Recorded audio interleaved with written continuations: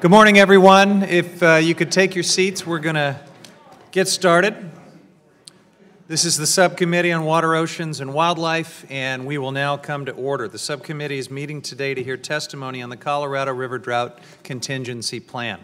Under Committee Rule 4F, any oral opening statements at this hearing will be limited to the chairman, the ranking member, the vice chair, and the vice-ranking member. This allows us to hear from our witnesses sooner and keeps members on schedule. Therefore, I ask unanimous consent that all members' opening statements be made part of the hearing record if they are submitted to the clerk by 5 p.m. today or the close of the hearing, whichever comes first. Hearing no objection, it is so ordered. We also have a few members from the Basin states who would like to join us on the dais for this hearing. I ask unanimous consent that the following members be allowed to sit on the dais and participate in the hearing today. Representative Greg Stanton of Arizona, Representative Ruben Gallego of Arizona, Representative Debbie Lesko of Arizona, Representative Andy Biggs of Arizona, Representative David Schweikert of Arizona, Representative Scott Tipton of Colorado, and Representative Liz Cheney of Wyoming. Hearing no objection, that too is so ordered. I will now. Mr. Chairman, I'd also ask unanimous consent that Mr. Gosar of Arizona be permitted to sit with the subcommittee and participate in the hearing. Without objection. I will now, yes. Of course, and I would also ask unanimous consent that Congresswoman Napolitano, the former chair of this subcommittee, be allowed an opening statement. Without objection, that will be done. I'll now recognize myself for 5 minutes. I want to thank everyone for joining us today for a very important hearing to examine the Colorado River Drought Contingency Plan. This Colorado River Basin has been in drought for 19 years and counting. The basin spans the states of Arizona, California, Colorado, New Mexico, Nevada, Utah, and Wyoming. Representatives from all 7 states are here with us today to tell this committee about the severity of this drought and the action that has spurred them to come together. Lake Mead, one of Colorado River's 2 main reservoirs, has spent the last few years hovering around the level that would trigger a shortage declaration, which would automatically lead to water delivery cuts. With 40 million residents and 5.5 million acres of irrigated agriculture, the Colorado River supports communities from Kremling, Colorado, down to Coachella, California, along with major cities, including Los Angeles, Phoenix, Las Vegas, and Denver. It also has valuable natural resources and 29 tribes. The river supports a $25 billion outdoor recreation economy. There's a lot riding on a river that, since the turn of the century, has seen a 19% decline in flows on average. It has less water than we once thought it did. Climate change is likely to only make things worse. Just a month ago, this committee heard expert testimony that hotter temperatures and lower precipitation will likely contribute to what scientists have termed mega droughts in the southwestern United States and throughout the rest. That'll be happening throughout the rest of this century. Right now on the Colorado River, the reservoirs tell the story of a historic drought in action. Lake Mead, the river's largest reservoir, is at 41% of capacity. In fact, it's consistently been at half capacity or less for the past 6 years. And while there's positive news this year with improved snowpack levels, a single wet year isn't going to fix the problem in this basin. Even though this year's snowpack is far above average, the flows into Lake Powell, the river's second largest reservoir, will likely be below average, reflecting the fact that there is a lot of catching up to do after the historically dry conditions we've seen over the past 2 decades. The 7 Colorado Basin states know full well the challenge they face, and they're here today to tell us how they hope to address it.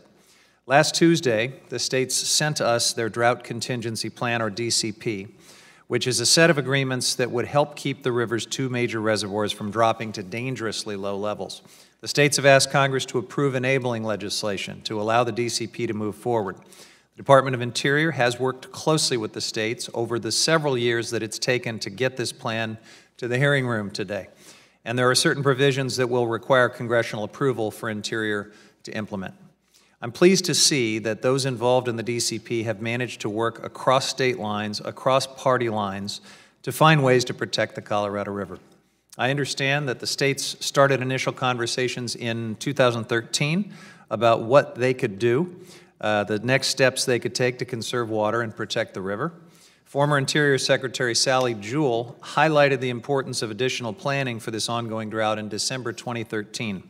a speech wherein she discussed the need for a contingency plan that included states and tribes across the basin. And today we have the Bureau of Reclamation prepared to testify before the committee about how they have continued to work with the states to help reach this point. I should note that the United States government is also making water conservation commitments in the DCP, as are tribes and other parties within the basin, including the nation of Mexico, where the Colorado River ends in the Gulf of California. I look forward to hearing more about how the plan that started with the states has grown to an intergovernmental and international partnership. I also want to make sure that we don't forget the impact of the Colorado River Basin drought on ecosystems and the environment. It's heartening to see that many in the environmental community have expressed support for the DCP. I also want to applaud the efforts of 7 basin states to work with our staff in recent days to ensure that the members know we're respecting our nation's environmental laws in the DCP enabling legislation. My understanding is there's broad support from all 7 basin states for DCP enabling legislation that will soon be introduced by Chairman Grijalva. I appreciate the work of many people who helped get us to this point. And finally, I should note that the ongoing drought has provided a common reason for the states to develop the DCP, but each state will face its own distinct set of challenges in implementation. In order to understand these challenges and to recognize the robust partnership that is the foundation of the DCP, this committee has asked representatives from all 7 basin states to testify today. I look forward to hearing not just what the DCP is, but why it matters to everyone who depends on this river. And with that, I will invite the ranking member to say a few remarks. Thank you, Mr. Chairman. The subcommittee meets today to consider the Colorado Drought Contingency Plan agreed to by all of the states that draw from the Colorado River Basin. The dams on the Colorado have been the foundation to the prosperity of the western states that rely on them to store water from wet years to assure abundance in dry ones. 40 million people and 5.5 million acres of productive farmland now depend on the water stored behind these dams and the 4,000 megawatts of hydroelectricity that their turbines generate. Both natural and man-made developments have brought us to this juncture. The first is the continuing drought in the American Southwest. Precipitation in most of the continental United States has increased considerably since the turn of the last century, almost 0.2 of an inch per decade. The exception is the Southwest, which has seen a decrease in precipitation in the same period as weather patterns have shifted. In addition, the original allocations of Colorado River water were set back in 1922 during a period of unusually high precipitation, thus building into the system an overestimate of available system-wide supply. Now, as Yogi Berra famously observed, it's tough to make predictions, especially about the future. The good news is that the upper Colorado snowpack is currently 128% of normal for the year. February precipitation was well above the 30-year median, a double in most places, and this month is likely to be the wettest March on record in the Colorado Basin. But one good year is no guarantee the 19-year drought is over, and prudence and experience both warn us of the need to be prepared. Droughts have plagued this region from time immemorial. Over the last 1,200 years, there have been 5 periods with droughts equal or greater than this one. Indeed, in the mid-1100s, the region experienced a 25-year drought. History is desperately warning us to be prepared. And one thing is absolutely certain about the future of the Colorado River Basin. Demand for water will continue to increase with population, while the supply of water will continue to fluctuate. That is the fine point of the matter, and it's an inescapable reality that we cannot ignore. Now, it is a remarkable development that 7 of the most politically diverse states in the nation could find agreement on something as controversial as reduced water allocations, but that miracle is before us today. I think we'd be well advised to show a little humility and defer to the judgment of the states that directly depend on the water allocations set forth in this contingency plan. During the miracle at Philadelphia, Benjamin Franklin observed that the principal difference between the Catholic and Protestant religions was that the Catholics believed their church is infallible, while the Protestants believed that their church is never wrong. His advice to them that day, which I believe is entirely applicable here, is that we should each doubt a little of our own infallibility, and in this case, approve this compact. I yield back. Thank you. The chair now recognizes the gentlelady from Southern California who has been working on Colorado River issues for a long time, Ms. Napolitano. Thank you very much, Mr. Chair. Thank you for holding the, caught me on slightly off. Thank you for holding the hearing, and thank you to the witnesses, but thank you for allowing me to make the statement. The Colorado River Drought Contingency Plan is an achievement of collaboration, compromise, and foresight. It reflects a realistic appraisal by the water managers in the Colorado River system of increasing water scarcity and the realization that our water supply, pardon me, is a finite source. Collectively, the basin states developed a practical and workable approach for dealing with the challenges of managing the Colorado River. The fact that 7 states and the Department of Interior can come together, as was stated before, over 2 years and agree on a difficult and meaningful path forward that achieves the greater overall sustainability is something to be celebrated. Southern California and the people of the West will benefit from the improved reliability of the water supply the DCP will provide. 40 million people rely on this amazing resource, and each one of them is better off with a plan. We must pass the legislation to authorize the Secretary of Interior to implement what the 7 basin states have agreed to and need. The testimony that we will be hearing today reflects a very bipartisan effort supported by the 7 states, multiple water districts, Native American tribes, and a broad coalition of environmental organizations. Enactment of the authorizing legislation will initiate all states' efforts to manage the water in the Colorado River system, along with the Republic of Mexico, which has willingly participated in and actively worked with the United States to address drought conditions. We are blessed that we have a good snowpack, as was mentioned before, in the upper Colorado River watershed this year. This provides us the opportunity to take advantage of the extra water if the DCP legislation is enacted, so that implementation can begin immediately. I must say that Southern California is still in a drought condition. We have not yet achieved, pardon me, excuse me, we still need more rain and take a couple more water years that we have had this year to be able to come up to a fairly decent topping of the rivers and the dams. We must support collaborative approaches to manage our most precious resource, water. The DCP will provide the increased dependability to the water users in Southern California and provide the initiative to address Salton Sea issues. I look forward to continuing to work with Congressman Ruiz, Commissioner Berman, this committee, and all stakeholders on providing a long-term solution to the Salton Sea, and I request that we continue this conversation later on the Salton Sea, Madam the Secretary, Commissioner. I thank you very much for the ability to do this. Thank you very much. Bring you back. Thank you. We'll now hear witness testimony. Let me remind our first witness that under our committee rules, witnesses must limit their oral statement to 5 minutes, but the entire statement will appear in the committee hearing record. When you begin, I don't need to tell you this, Commissioner Berman, there'll be a light that on the witness table that'll be green. As you get to the 1 minute point, it turns yellow, and you know what the red light means. Now I will introduce the witness for our first panel. It's Commissioner Brenda Berman, the Commissioner of the Bureau of Reclamation. We welcome you to the committee, Commissioner Berman. You're recognized for 5 minutes. Thank you. Good morning, Chairman Huffman, Ranking Member McClintock, members of the subcommittee. I'm Brenda Berman, Commissioner of the Bureau of Reclamation. Thank you for the opportunity to testify today on the efforts in the Colorado River Basin on drought contingency plans. We appreciate that the subcommittee called this oversight hearing as promptly as possible.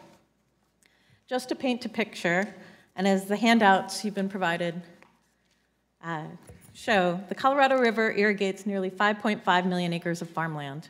It serves approximately 40 million people in major metropolitan areas across 9 states in the United States and Mexico, including Denver, Salt Lake City, Las Vegas, Phoenix, Tucson, Los Angeles, San Diego, Mexicali, and Tijuana. It is the most vital resource to the environment and the economy of the Southwest. Understanding its importance, the Colorado River Basin is in danger. We are currently experiencing its worst drought in recorded history. The period from 2000 through 2018 is the driest 19-year period in over 100 years. And this period represents one of the driest periods in the 1,200-year paleo record. These dry periods have caused combined storage of Lake Powell and Lake Mead to drop precipitously. The combined storage in these two massive reservoirs stands at approximately 40% of capacity. Conservation and storage programs developed in the last few years have added approximately 25 feet in elevation to Lake Mead. And it's these conservation efforts that have helped the lower Colorado River Basin avoid shortage in the past few years. These efforts will also be instrumental in helping to avert a shortage condition through 2019. While shortages are likely part of the lower basin's future, none of the lower basin states, or Mexico for that matter, can afford to allow a true crisis of water supply to develop. Simply put, if Lake Mead were to decline to elevations below 10-20 feet mean sea level, the remaining live storage would be less than 6 million acre-feet. To put that in context, in a normal year, we deliver 9 million acre-feet, and this would leave us without even a full year supply. That is not the future we want this basin to experience. Reclamation data from January indicates that critical elevations could be reached as early as 2021. The risk of our primary reservoirs, Lake Powell and Lake Mead, reaching critically low elevations has increased nearly fourfold over the past decade and could continue to increase without action. The 7 Colorado River Basin states deserve great credit here. Over the past 25 years, we've seen that by working together, we are able to accomplish far more than any one party, any one state, or even any one country could do on its own. Together, the upper and lower basins, all 7 states, are committed to taking actions to reduce risk on the system, and we applaud their efforts and their successful negotiation of a set of agreements that will reduce risk on the Colorado for all that rely on the river. Whether you rely on the Colorado River for your city's water supply, irrigate with water from the Colorado, use electricity generated by the Colorado, or enjoy the natural wonders of the Colorado River, everyone benefits when we work together to protect this limited, declining, and irreplaceable resource. Thank you again for calling this hearing. I look forward to your questions and to the testimony of the Basin State leaders that are here with us today. Thank you, Commissioner Berman. I'll now recognize myself for 5 minutes. In your testimony, you talk about the importance of the DCP in terms of minimizing risk and maximizing opportunity for water conservation. The states have also expressed a great sense of urgency in seeking congressional authorization to move this forward very quickly. Can you speak to why the DCP is needed on such an urgent basis? We look out and we see the risk of Lake Mead and Lake Powell falling to critically low elevations in the very near future. There has been a lot of conservation and partnership on the river, and that's what's kept us out of shortage to date. But the drought contingency plans aren't designed to keep us out of shortage. They're designed to keep us out of crisis, and that's what we see on the horizon. Actions today will produce better results tomorrow. There is too much risk on the system to do nothing. As you mentioned, this is a wet year, but one wet year is not going to fix a 19-year problem. The sooner we act, the better. The sooner we act, the more likely we are to prevent crisis. So the actions that you reference include a commitment from Reclamation itself to come up with 100,000 acre-feet of water savings per year. Could you speak to the kind of opportunities Reclamation sees for achieving those savings? We have a really good story here. And I'll just mention, back in the early 2000s, when I started working on the Colorado River, the water that we lost in the system, the water that was lost out of Hoover Dam and never used, was over 100,000 acre-feet. Some years it was over 150,000 acre-feet. Since that time, Reclamation, working with partners, has been able to tighten the system, increase efficiencies, use infrastructure to save water. And last year, that loss on the system was only 7,000 acre-feet. So we have overwhelmingly tightened the system. We plan to use all of our authorities and work with all of our partners on the river to move forward to find even more water supplies and within the United States commitment. Under the DCP, if Lake Powell nears a target elevation of 3,525 feet, Upper Basin states and the Secretary would convene to create a response plan to make sure that the reservoir stays above that level. Can you explain why that target elevation was chosen and what would happen if Lake Powell dropped below that level? So the basin states will be testifying right after me, and I think they'll speak far more eloquently about why they've... Pretty eloquent. about why they've chosen that level and why it's important, and we've worked with them along the way. The idea is to protect Power Pool in Lake Powell with the idea that protecting Power Pool will protect the resources and of the Upper Basin and also prevent a crisis on Lake Powell, a crisis where the Upper Basin was not able to make its deliveries south. Okay. We'll ask them in more detail about those technical questions. Let me ask this. This DCP is to address the crisis immediately before us, but our work is not done in the Colorado River Basin. As you know, negotiations for future water use and the next Colorado River guidelines will begin next year. And I wonder if you could share some thoughts on what you think needs to be done for the long term to prepare for droughts of the future, which we know will become more frequent and severe because of climate change. Back in 2007, when the department put in place the shortage guidelines and the coordinated operations of Lake Mead and Lake Powell, the idea was we would learn as we went. We would operate the system, we'd understand the system better. We find ourselves in 2019, and we've learned a lot. The drought contingency plans are designed to be a 7-year insurance policy. And that 7-year insurance policy buys down the risk of us hitting crisis by 2026. We are prepared to start negotiations in 2020 for what happens after 2026. And so the drought contingency plan is so important because what it's going to do is give us that space for all the partners to come together, for the states, the federal government, tribes, non-governmental organizations, local entities, water districts, farmers, and work together on what is the next steps. In the time we have remaining, I wonder if you could explain the water management differences in the upper versus the lower basin and how that's reflected in the DCP. That could take hours and hours, Mr. Chairman. You got 37 seconds. Very good. So in the lower basin, Lake Mead sits at the top of the system. So while Southern Nevada Water Authority, who will be testifying today, takes their water from Lake Mead itself, both California and Arizona take their water below Hoover Dam. So they have a very large savings account sitting above their system. It is a good backup system. That storage has allowed them the certainty to move forward, and it's the backbone of their economies. In the upper basin, while there are several storage projects, the largest storage project, Lake Powell, sits at the bottom of the system. So it is a much different calculus about how saving programs work, how you will move, but that reservoir, Lake Powell, is absolutely important for how water flows south, meeting compact commitments, and how the basin states of the upper basin come together to make sure that they are buying down their risk, that they know that they won't hit crisis. I appreciate that. I'm sorry we didn't have more time to do justice to the technical differences.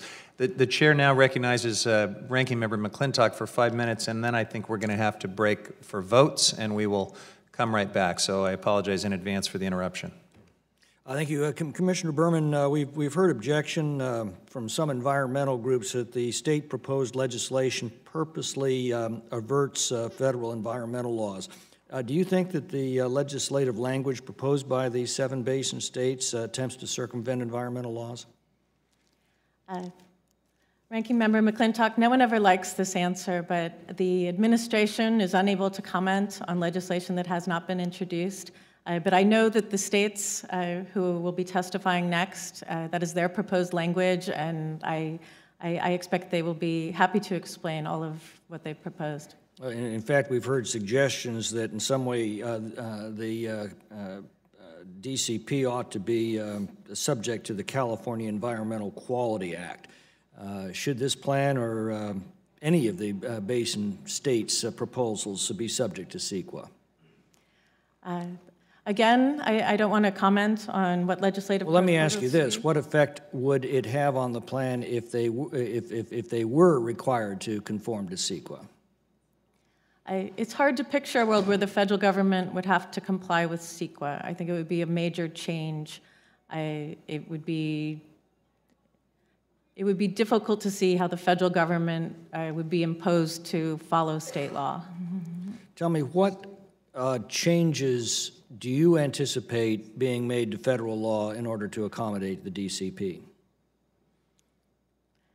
The drought contingency plans are designed, were designed by the 7 states working with the federal government to work within existing law. There's a very complex law of the river that governs the Colorado River. That includes a Supreme Court decree, it includes several statutes, it includes agreements and compacts, both international and between states.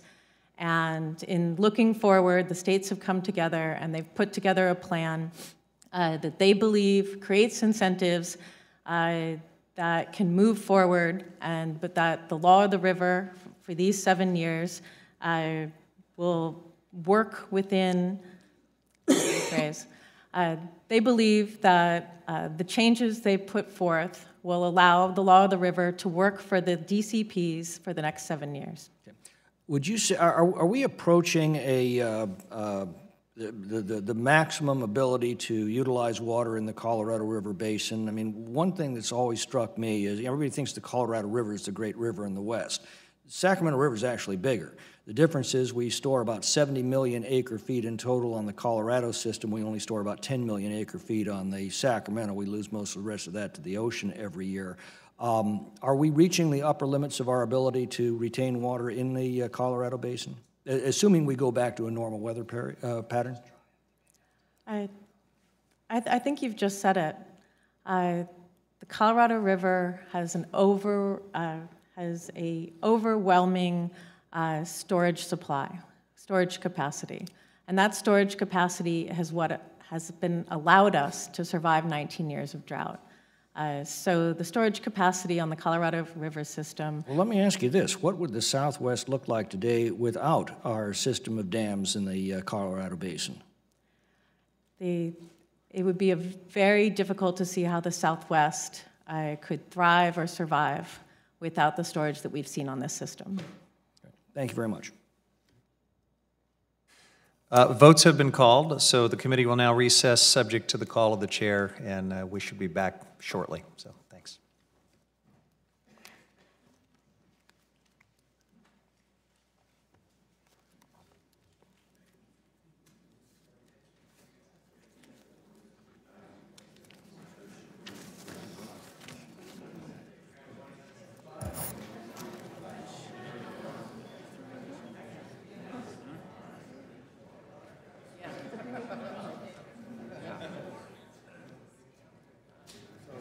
There's 2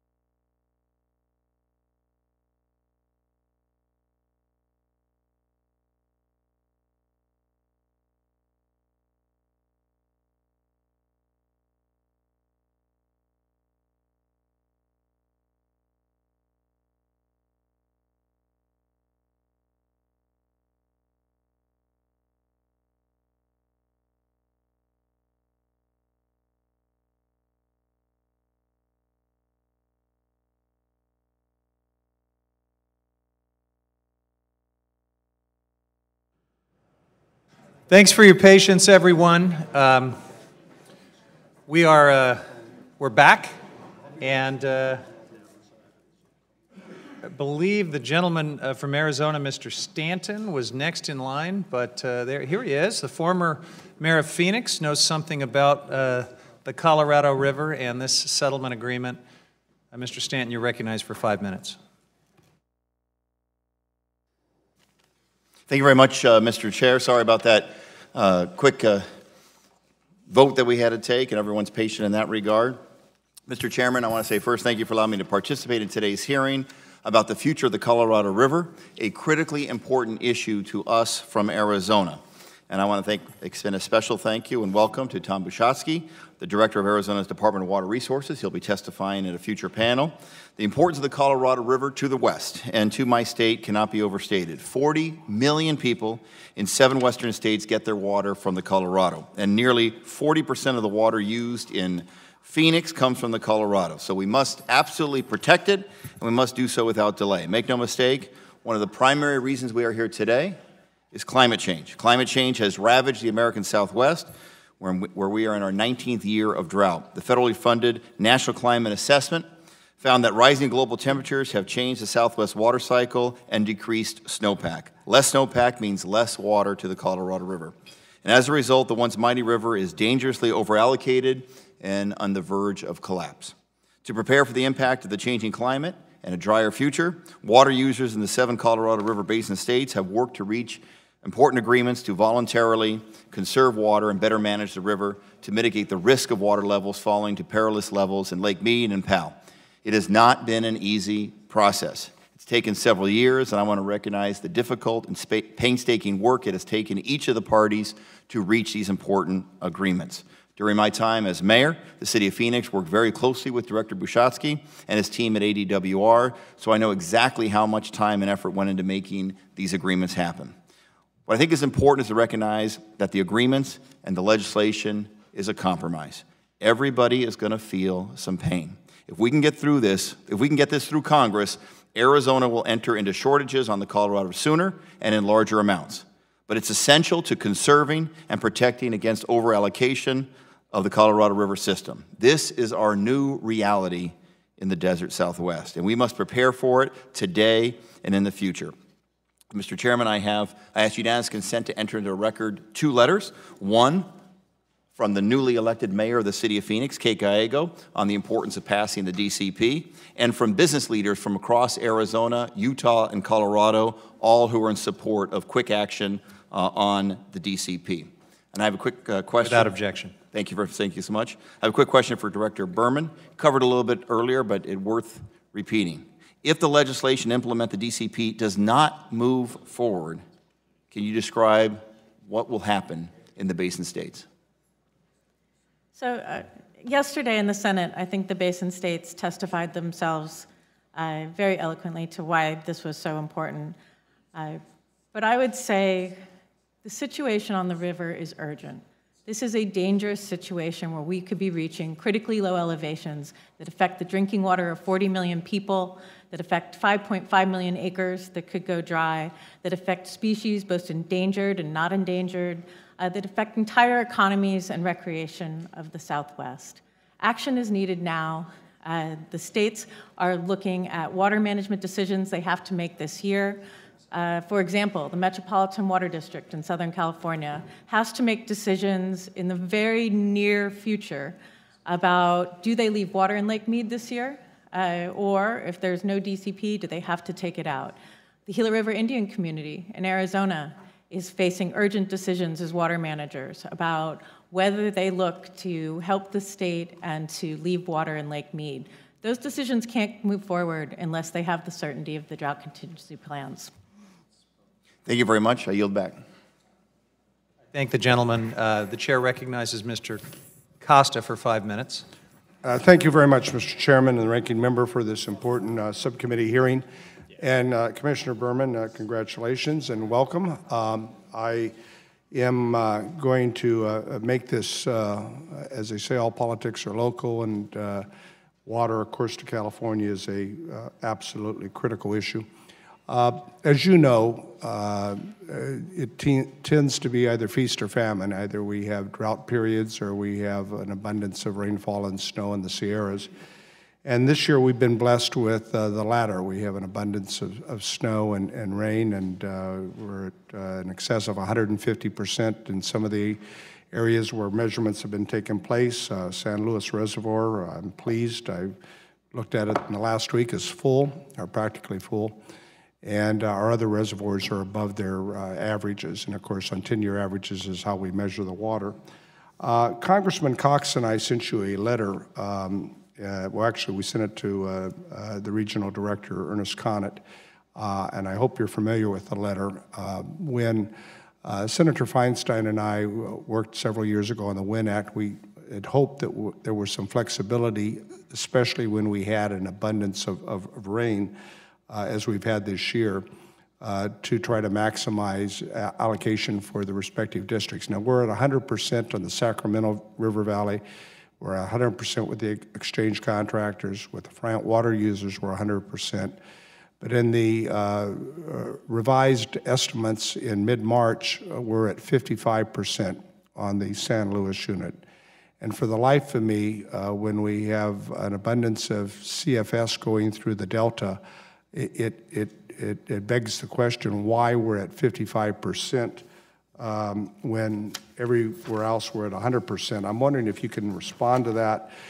The timing is really critical on this stuff. For our permanent crops, obviously, it's good news, but we make decisions with bankers in February and March based upon a water allocation for annual crops. I'm talking about the fresh fruits and the fresh vegetables, the asparagus, the tomatoes, all these annual crops.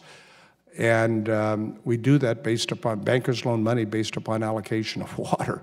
So can you explain why in April and May we seem to be limited when we have this incredible amount of snowpack we're dealing with? Thank you, Representative Costa. We have received your letter, and we are working diligently to get you an answer right away. I would say we are acutely aware of the water needs of our water contractors on the Central Valley project. And we work to maximize those water allocations and to make them as early in the year as we possibly can. On the Central Valley project, we were able to move forward in mid-March. A lot of times we have to wait till the end of the month to increase allocations. And so we were very happy to say that we could increase allocations in mid-March. Well, and you did that for everyone, which is good. But I'm at a loss to try to figure out why everybody else is at 100%, and even the states increased their allocation. And for the Central Valley project on the San Luis unit, we're stuck at 55%. If we can't provide maximum allocation in an abundance in a big hydrological year as this year, then obviously we'll never be able to come close to making allocation numbers. So it has continued to rain and snow in California. Yeah, I know. I'm trying to take credit for it since I got blamed for the drought. I think it's only fair. It's not working. Go ahead. So the state's snow reports will come out the very beginning of April, and we'll use those and work with National Marine Fisheries Service to see if we're able to increase allocations at that time. So wait and see another 2 weeks is what you're telling me? We will be doing everything we can to maximize those water allocations. Let me ask you a question about the Colorado, the drought contingency plan. I'm glad my colleague here raised the issues that are important not only to Arizona but to California and other lower basin states. Without the drought contingency plan under current operational agreements, what would happen if Lake Mead goes into shortage conditions below 1,075 feet or 1,025 feet? So there are specific allocations. First, under the 2007 guidelines, the lower basin states of Nevada and Arizona agreed to make certain cutbacks when the lake reached shortage level. And those shortage levels were named at 1075, 1050, and 1025. Through work with Mexico, Mexico also has agreed to make certain cutbacks at those levels. What the drought contingency plan does is it incentivizes and creates reason to create even more conservation. And that conservation will come into effect if Congress moves to complete the drought contingency plans and we move and sign forward to implement. That will start at elevation 1090. So for example, when I checked yesterday, that's exactly where the lake level is today. So moving forward, the parties will basically be saving more and more water. And by passing the drought contingency plans, what Congress would be doing and what the parties would be doing moving forward is not only incentivizing further conservation, but allowing the certainty of the parties to move forward to make those investments. All right, thank you. My time's expired. Thank you, Mr. Chairman, and we'll continue to try to work together to solve some problems. Thank you. The chair now recognizes Mr. Schweikert for 5 minutes. Thank you, Mr. Chairman. It's actually been many years since I was actually in the state legislature many, many years ago when we did our groundwater recharge districts and those things. So it's sort of fun coming back, reading all the material you're producing, and sort of everything old is still the same. Madam Commissioner, a couple just so those of us who do tax stuff and not necessarily water, we've had a big year, big hydrological year, if that's the proper terminology. Does that take the pressure off of you, off of us, or should we use this as an opportunity to continue sort of working out the final mechanics on the contingency plans? Because I'm fearful that there may be a number of us who say, hey, it's a great year, let's not have to deal with this.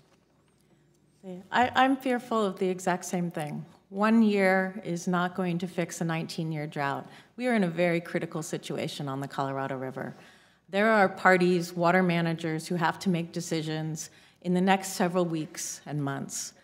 Those decisions can't be made unless they have the certainty to know that the incentives of the drought contingency plan are going to be there, that those investments can be made without being lost. Those decisions have to be made in Southern California, they have to be made in Arizona, and I'm sure there are decisions that need to be made in Nevada and the Upper Basin states. It's critically important that drought contingency plans move forward this year. Mr. Chairman, Madam Commissioner, in that same sort of vein, I've been asked by someone in my district about the quality of the data you get on, we'll call it the watershed, the snowshed, on knowing what we have, what the predictions are on the melt rates and those things. Are you comfortable that you have good enough data sets that you can telegraph to those irrigation districts in California, for those of us who have concerns because where we fall in priority? Do you have the tools you need right now? We have very robust data on the Colorado River system, and Reclamation works with the U.S. Geological Survey. We work with National Weather Service, with NOAA, with universities, with our own PhD modelers to put forward that information. And there's one thing about the information we put forth that summarizes all of that. It is watched by 7 basin states. It is watched by Mexico. And so we know it has to be accurate because there's a lot of people watching and checking our math. So the back half of that. So as a member of Congress, if we wanted ourselves or one of us to log in, other than always watching the lake levels of Lake Powell, which we all go to that website, is there a wonderful portal that I can go in, that I can pass on to our constituents to say, understand, this is what's happening in our part of the country? The Reclamation website is a very good place to go as far as Colorado River information. There are a number of other places to go for more specific local information. Just following up on, are there more tools that are needed? We're never satisfied with just what we have. The President's memo in October of last year, it called on making Western water supplies more reliable. And it did that by looking at, what are our scientific tools that we need to improve? Forecasting. Forecasting is one of those tools. And Reclamation just recently closed a prize competition. Set it out to, basically to the nation, can you improve forecasting in Colorado River Basin and other places? And we had so many entrants. We've got three folks that we've picked to work with. but those types of tools are improving all the time. Last, Mr. Chairman, last sort of quirky question, and don't point and laugh at me, but I don't have the joy of sitting in the committee. Over the years, we've always had certain folklore. We need to encourage California to line their canals because of seepage, or these sorts of things. Are there other things that wouldn't fit typically into a drought contingency plan that? But we talk about these things because, as you know, from Arizona, we're scared to death of our friends to the west of stealing our water. Oh, you're in your... oh, wait just a second. I mean it with love. But are there actually those sorts of ideas out there that over the next couple decades could be drawn in, saying there are other things also for all of us that would help us on, if it not today, in a future drought situation, that we could start embracing either the technology or the engineering? All right, and at the risk of stealing time, Commissioner Berman, could you wrap that answer in 30 seconds? And thank you for your patience, Mr. Chairman. Thank you. I think there's an incredible story to be told in the Southwest. You look at the conservation programs of both agriculture, of the cities, of California, Nevada, Arizona, which I'm most familiar with. The Upper Basin is very similar. It is a pretty incredible story to tell about the changes in efficiencies, the changes in conservation that have moved forward in the last decade. That doesn't mean there isn't always room to do more, but the story is very impressive. Right. Thank you. Mr. McClintock and I were just commiserating. It's pretty rare that members of the California delegation would ever feel outnumbered on anything. But clearly Arizona is showing up on this issue. And the last time that happened, it didn't work out well for California, just saying. So we're going to recognize the next member from Arizona, the chair of the committee, Mr. Raul Grijalva, who has some comments and questions about the Colorado River. Thank you. It's not proprietary, but it does feel that way occasionally, you know. Thank you, Mr. Chairman, and I want to thank you and the ranking member for expediting this hearing. The timing of this is critical, and much appreciation for that and the work of your staff in working with all the stakeholders and the basin states as well, and particularly Mr. Baragi, who did a really good job in putting something together that we can all support, I hope. Commissioner, welcome, and thank you. Can you please tell us if how the DCP fits within the framework of existing environmental compliance? Certainly, Mr. Chairman. Both the upper and lower basin drought contingency plans were designed specifically to fit within existing environmental compliance. First, let's start in the upper basin. The Drought Response Operations Agreement, one of the key agreements in the drought contingency package, was designed with input from a broad range of stakeholders to strike a careful balance between protecting environmental resources throughout the upper basin and assisting and facilitating adding storage to Lake Powell. The upper basin states achieved this careful balance by recognizing from the very outset that any drought response actions that would send additional water from the key upstream reservoirs would do so within the rigorous bounds of the applicable records of decision and biological opinions. Conversely, after the efforts to protect Lake Powell have been completed, we need to ensure the additional water sent downstream is able to be replaced, leaving those upper reservoirs whole. In conclusion, in this example, the drought contingency plans use the environmental flexibility to not only send water to Lake Powell, but then to allow the upper reservoirs to recover, all while complying within the framework of existing records of decisions and biological opinions. And I'm sure the next panel will want to talk about that. Turning to the drought contingency provisions in the lower basin, the lower basin DCP provides for volumes of water conservation by each of the lower basin states at identified Lake Mead elevations. An important note, at these same elevations, under historic agreements reached in 2017 with Mexico, water savings by Mexico will take place at these identical Lake Mead elevations. The primary mechanisms for achieving these water savings, which add extra water to Lake Mead, are designed to occur through the creation of intentionally created surplus, what we call ICS. ICS is a water conservation tool that was designed in the 2007 guidelines to incentivize extraordinary conservation, allowing parties to save water now, leave it in Lake Mead, and recover it at a later date.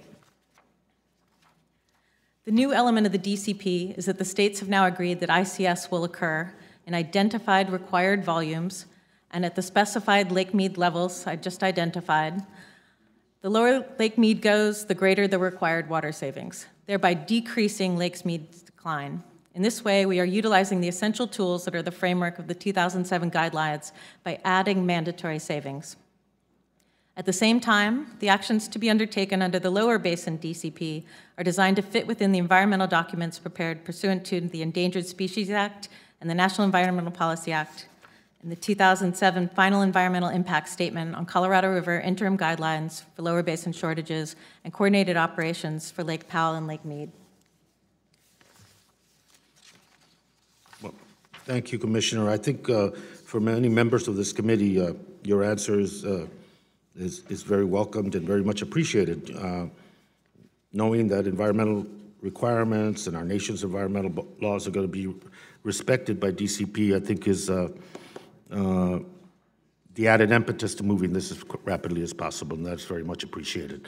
And as the Chairman Huffman said in his opening statements, I'll be introducing the legislation shortly to authorize DCP and expedite its movement through committee and eventually action.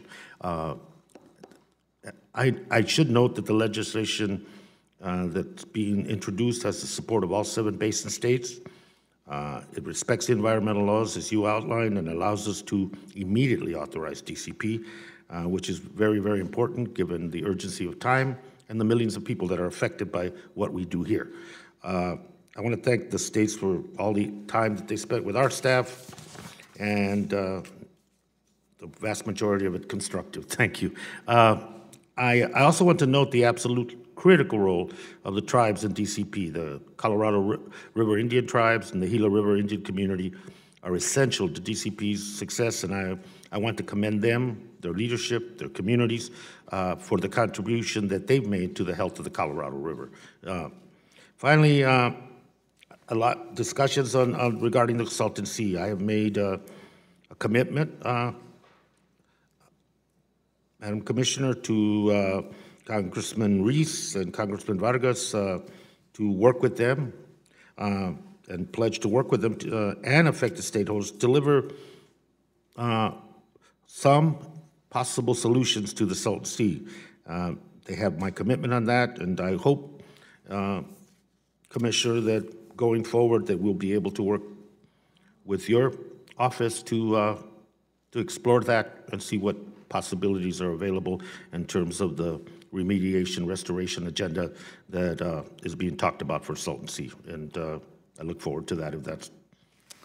We'd be happy to work with you, Mr. Chairman. All right, thank you. The chair now recognizes the next member from Arizona. I had no idea the Arizona delegation was this large, but Ms. Lesko, you're recognized for 5 minutes. Thank you, Mr. Chairman. Yeah, we're out in full force today, bipartisan, no less. I just want to say, it's not really a question. I just have a statement.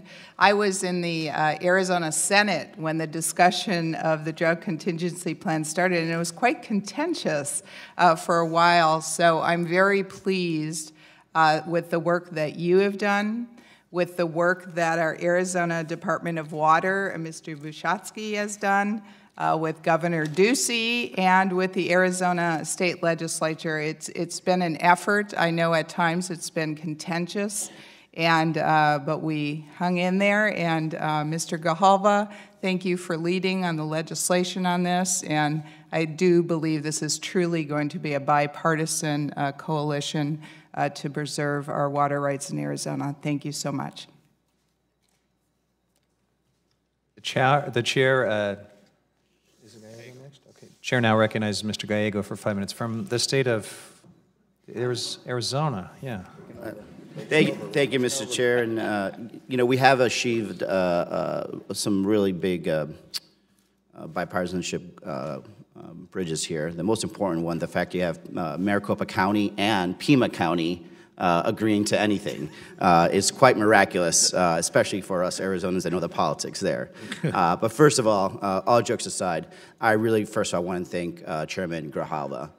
We are very lucky as Arizonans, both on this committee and if you have worked on any issues, the fact that he happens to be chairman at this exact moment in time when we needed him, and he has ushered this through the federal process, which can be tricky. And the fact that he's been able to do it smoothly and will be able to continue to move forward in such a fast manner is all really due to him, his effort, and his staff, and I think we should all thank him for that. I also, of course, want to thank our state reps, state senators, governor, and all of our staff and water departments in Arizona who really put themselves out there, stretch themselves in many ways in terms of partisanship, both Democrats and Republicans, to make this happen. And lastly, our tribal nations. They really stepped up, and they did not need to do that. Indian country in Arizona was truly putting their heart out there for Arizona, and if it wasn't for them working with us in a collaborative manner and being, really stretching themselves, this would never have been done. And we need to make sure that we recognize the fact that they deserve just as much praise as any of the other politicians. So I'm very glad to see this happen. Arizonans, as we say, whiskey's for drinking, water's for fighting. But apparently today, water's for compromising, and that's a good thing. Thank you. Well said. All right, thank you. I think Ms. Cheney is here to introduce one of the second panel witnesses, right? So, Mr. Fulcher, did you want to be recognized? Thank you, Mr. Chairman. And Commissioner, thank you for being here. Thank you for not being from Arizona.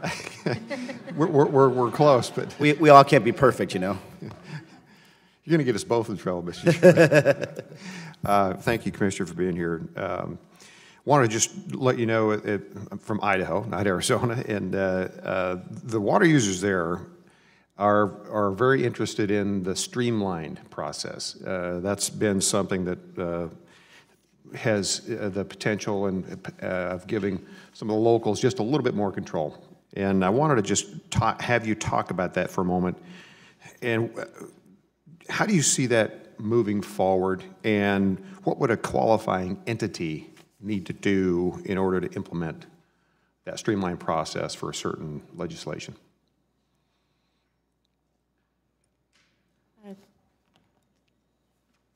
In discussing streamlining of, say, environmental compliance as you move forward on important projects,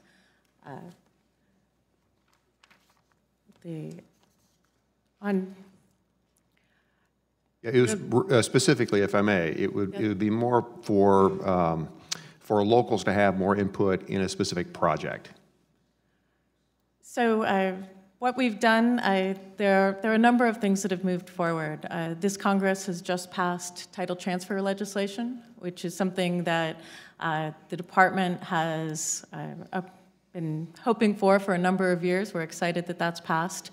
That process will streamline and allow the administration to move forward and set up a program, which we're working hard to do, that will allow local entities to transfer their reclamation projects to local ownership, giving them the true on-the-ground control instead of having the federal government controlling those projects.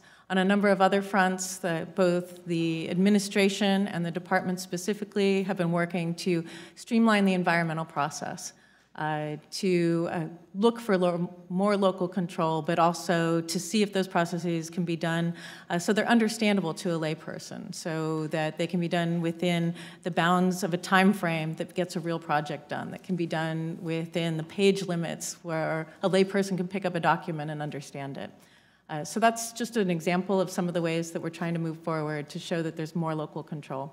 Right, and that is specifically what I was looking for. Potentially offline or at some further point, I could get some more information or what that specific, the process that a qualifying entity might need to go through. So that was the genesis of my question. We're happy to work with you, sir. All right, thank you. Thank you, Mr. Chairman. Yield back. All right, thank you, Mr. Fulcher. Commissioner Berman, thanks for your testimony. We will now excuse you and bring up our second panel of witnesses. The As the real second- experts, Mr. Chairman. Thank you. Thank you. As our second panel comes forward, let me remind the witnesses that under committee rules, they should limit their oral statements to 5 minutes. The entire statement, however, will appear in the hearing record.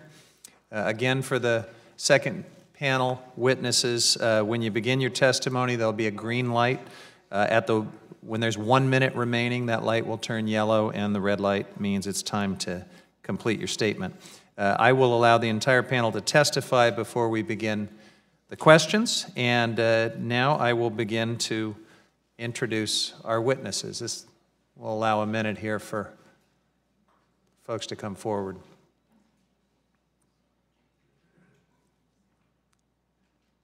This second panel includes the governor's representatives of the 7 states of the Colorado River Basin who are with us to present their testimony. Since the DCP includes specific plans for the lower basin and the upper basin, we'll start with the 3 lower basin representatives and then hear from the upper basin. So in order of their testimony, we will hear first from Peter Nelson, who is the chairman of the Colorado River Board of California. Then we'll hear from Thomas Bukowski, director of the Arizona Department of Water Resources.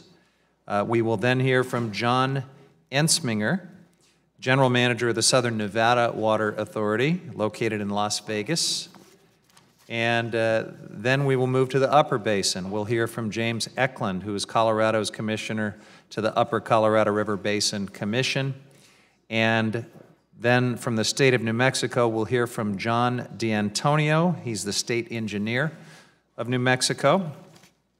Then we will hear, this is a big panel, then we will hear from Eric Mills, who's the director of the Utah Division of Water Resources.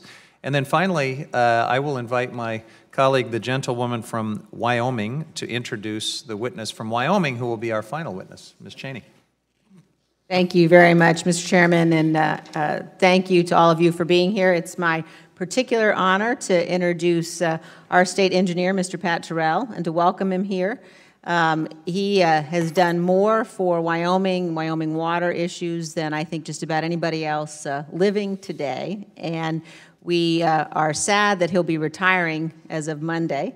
But really, I'm honored to have this opportunity to thank him for everything that he's done for the state, to thank him for, I know, the continued advice and counsel and guidance he will be giving us after he retires, and also to thank him for his important work on this plan, which I'm very pleased to see the bipartisan support. And I'd like to say Wyoming may not have as large a contingent in Congress as Arizona, but we are certainly quality.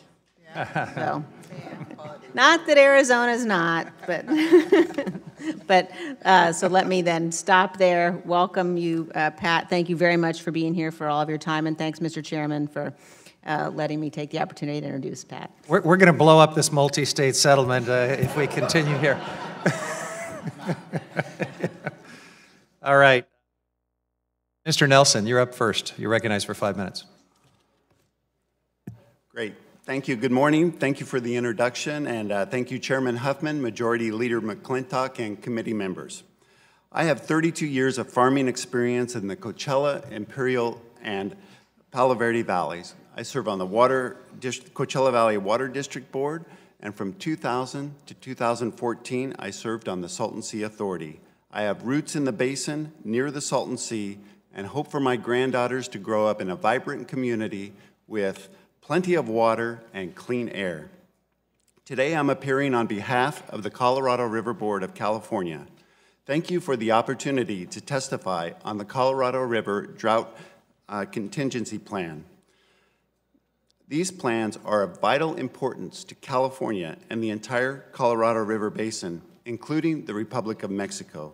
I will focus my comments on the Lower Basin DCP.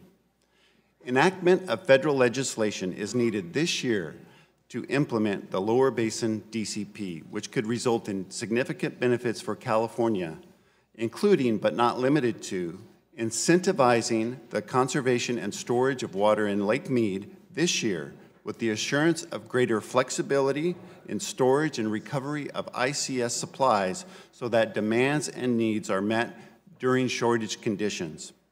providing operational certainty for intentionally created surplus, conserved water supplies if Lake Mead declines to below elevation 1075, all of which result in reducing the risk of Lake Mead dropping below the critical elevation level of 1,020 feet from over 40% without the DCP to just about 5% with implementation of the DCP during this interim period. In 2000, the basin's combined reservoir system was approximately 95% of capacity. By 2004, the reservoir system had fallen to just above 50% of capacity. The continuing drought conditions led to the 7 basin states collaborating on the development of the 2007 Colorado River Interim Guidelines. The 07 guidelines have helped us manage the lower basin better, but not enough to overcome the last 19 years of drought. The DCP agreements would strengthen the most effective tools of the 07 guidelines. This DCP would significantly reduce the risk of Lake Powell and Mead declining to these critically low elevations through the remaining term of the 07 guidelines, which ends in 2025. The Salton Sea and the Imperial Irrigation's participation in the lower basin DCP is being addressed. California acknowledges concerns recently expressed regarding Salton Sea management and restoration issues. Unfortunately, as of today, the lower basin DCP would be implemented in California without the Imperial Irrigation's participation. As chairman for only 4 months, this was a big disappointment to me personally. I wanted the IID to be a part of the DCP and will work to bring them back. The Lower Basin DCP agreement was amended to give the IID the option to become a party that agreement after its effective date with the consent of all the parties here. To meet the Commissioner's deadline, the DCP authorization to protect California's ICS supplies, the Metropolitan Board authorized that agency to step in for the IID and assume responsibility of the volume of the DCP contributions that IID had negotiated in its intra-state agreements with Metropolitan. In either case, with or without the IID's participation, there is no impact on air quality or natural resources in the Salton Sea during the remaining interim period of the 07 guidelines. Along with our sister states in the basin, we are united in the goal of causing no harm to the Salton Sea and hope that the IID will initiate its commitment to participate in and implement the DCP in the same way that it began, a willing partner in a consensus-based, stakeholder-driven effort. In closing, in choosing compromise over collaboration over conflict and litigation, we ask that you enact the legislation to implement the DCPs. We have the support of the 7 states, the Republic of Mexico, as well as stakeholders across the basin, including members of the environment community. Thank you very much for the opportunity to address you, and I look forward to your questions. Thanks, Mr. Nelson. Mr. Bukowski, you're recognized for 5 minutes. Thank you. Good morning, Chairman Huffman, Ranking Member McClintock, and members of the subcommittee. I am Tom Bukowski, the Director of the Arizona Department of Water Resources. Thank you for providing me an opportunity to present testimony on behalf of the state of Arizona on the Lower Basin Drought Contingency Plan, or the DCP. It is a plan negotiated by representatives of the states of Arizona, California, Nevada, water agencies within those states, and the United States Bureau of Reclamation to address the ongoing drought in the lower Colorado River Basin that began nearly 2 decades ago and that has no end in sight. DCP also accounts for the drier future that we all expect will be the norm for the river in the coming decades. The drought and that drier future could lead to Lake Mead falling to critical elevations, resulting in draconian reductions in water deliveries throughout the lower basin. The DCP is an urgent measure that could help avert such a crisis. The time to act is now. The DCP and the Drought Contingency Plan crafted by the upper basin states are the latest examples of the states working together with the Bureau of Reclamation to achieve agreed-upon solutions to issues facing the states regarding the Colorado River. The Republic of Mexico has also agreed to a binational water scarcity plan for their Colorado River water that provides additional benefit to the actions of the 7 basin states. We have developed a sound plan for protecting the water supply in both lakes in the face of historic drought conditions, and we have done so in a manner that continues to protect and respect the water rights of those that rely on the Colorado River. The DCP is innovative and strikes a careful balance between flexibility and certainty that results in a more sustainable Lake Mead.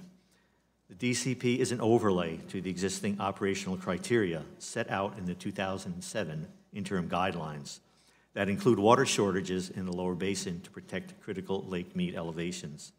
The DCP recognizes that the 2007 guidelines are covered by existing environmental compliance under NEPA and the ESA. The DCP was expressly designed to fall within the parameters of that existing environmental compliance. The DCP benefits accrue as a result of less water being delivered from Lake Mead. DCP will have consequences for water users in Arizona. Nevertheless, stakeholders in Arizona that include tribes, cities, towns, counties, irrigation districts, agriculture, NGOs, and members of our legislature came together to create an Arizona implementation plan to engender support for the DCP. Water users in Arizona, recognizing the urgent need to address Colorado River issues, agreed to make sacrifices. Their support enabled legislative action on January 31st, 2019, with nearly unanimous approval by the state legislature, authorizing me to sign the DCP documents and to bind the state of Arizona. Governor Doug Ducey signed the legislation that same day in the same room that Arizona's landmark 1980 Groundwater Management Act was signed, symbolizing the importance of the DCP to the state. It is important to understand that the Drought Contingency Plan is an initiative of the 7 basin states. I recognize that the participation of the Bureau of Reclamation over the last 4 years was key to the success of this endeavor, and I thank them. Over the last 2 decades, innovative management on the Colorado River has been dependent upon cooperation between the states and upon partnerships with the federal government, even as presidential administrations have changed. The DCP continues that paradigm. In conclusion, I urge the adoption of the bipartisan federal enabling legislation necessary to implement the Drought Contingency Plan.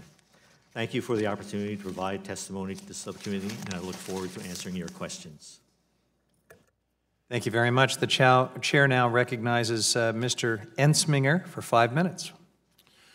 Chairman Huffman, Ranking Member McClintock, members of the subcommittee, my name is John Ensminger. I'm the General Manager of the Southern Nevada Water Authority and Governor Sisolak's representative for the state of Nevada. Thank you for the opportunity to testify today on the Colorado River Drought Contingency Plans, also known as the DCP. I'm going to begin my comments by addressing 2 issues raised by the Imperial Irrigation District that may be on your minds. One, that IID was cut out of the DCP, and 2, that less agricultural runoff will reach the Salton Sea as a result of the DCP. Addressing the first, IID was not in any way cut out of the DCP. From very early on in the process that has now spanned approximately 6 years, IID's principals, lawyers, staff, and sometimes directors were actively engaged in the development of the DCP. While IID professed support of the DCP throughout the process, IID's board never acted on or even put on an agenda the interstate agreements and operational rules that comprise the DCP. While each of the parties to the DCP would have preferred that IID participate from the outset as a signatory, the parties have now built an on-ramp for IID to participate fully in the event its position changes. Until it does so, however, IID's exclusion is self-imposed. DCP will not result in less water reaching the Salton Sea, and consequently, the assertion that DCP will exacerbate the very real public health concerns affecting the sea and its surrounding communities is erroneous. The DCP package forwarded to Congress by the 7 basin states will neither impact the amount of water reaching the sea nor the sea's environment. Furthermore, If at any time IID elects to participate based on previously approved intrastate agreements, IID's 250,000 acre-feet of contributions will be comprised of water that is already conserved in Lake Mead or with the Metropolitan Water District. I want to be clear. The 7 states want IID to rejoin the DCP. Our decision to move forward was made out of necessity, not out of animosity. Nevada has responded to the drought with an aggressive conservation campaign, large-scale infrastructure improvements, and contributions to basin-wide initiatives designed to help mitigate the impacts of drought. We have invested more than $250 million in conservation programs that have reduced our consumptive use of Colorado River water by 26%. During the same time period, our population increased by 43%. We have spent nearly $1.5 billion on new facilities designed to protect our community's access to Colorado River supplies without any funding from the federal government. The 7 states have chosen to take actions that comprise the DCP voluntarily because not one of us can bear the burden alone. It is our responsibility to nurture this river that sustains our community. The future of the American Southwest depends upon it. Thank you for your time. I'll be happy to answer any questions. Thank you very much. The chair now recognizes Mr. Eklund for 5 minutes. Chairman Huffman, Ranking Member McClintock, and members of the subcommittee, my name is James Eklund, and I am Colorado Governor Polis's Colorado River representative and an attorney at the law firm of Squire Patton Boggs in Denver. I won't repeat what others have said. Colorado supports the contingency plans and the important accompanying legislation. I'm here because water stress in the Colorado River Basin has been exacerbated by climate change, while our reliance on a healthy river system has only increased. We began to see these effects nearly 2 decades ago when we learned that the bottom can fall out from underneath this system over the course of only a few short years. So don't be misled by the snowpack. Excellent snowpack we've received so far this year. It only demonstrates the wide swings we have to manage moving forward. You can put an ice cube, even an excellent ice cube, in a hot cup of coffee, but eventually it's going to disappear. But for the 40 million people who depend on this river, it is not an abstraction. This hardest working of American rivers is very real to us, and this is personal. I'm a 5th-generation Coloradan from the western slope of our state. My great-great-grandparents homesteaded our family's cattle ranch on a Colorado River tributary in 1888 on Ute tribal lands. Today, my parents, Larry and Celia, hi Mom, run our cow-calf operation and still educate me on water, the Colorado River, and fortunately about everything else. Meanwhile, my amazing wife Sarah and 3 wonderful children drink Colorado River water clear across the Continental Divide in Denver. Water truly binds our state together. You'll find the vast majority of our water on one side of the Continental Divide, and you'll find the vast majority of our water, or of our population, on the other side of that divide. All of our major rivers run out of our state to 18 downstream states and Mexico. The only other state with this dynamic that I know of is Hawaii. So when it comes to water, working together is baked into Colorado's DNA. And I'm happy to say collaboration is alive and well, as you can see from this panel, in the DNA of the Colorado River Basin as a whole.